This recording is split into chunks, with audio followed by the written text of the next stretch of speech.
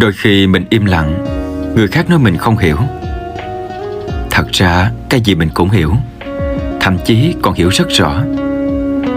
Chính vì hiểu quá rõ nên biết rằng nói ra cũng chẳng để làm gì, cũng không thay đổi được gì.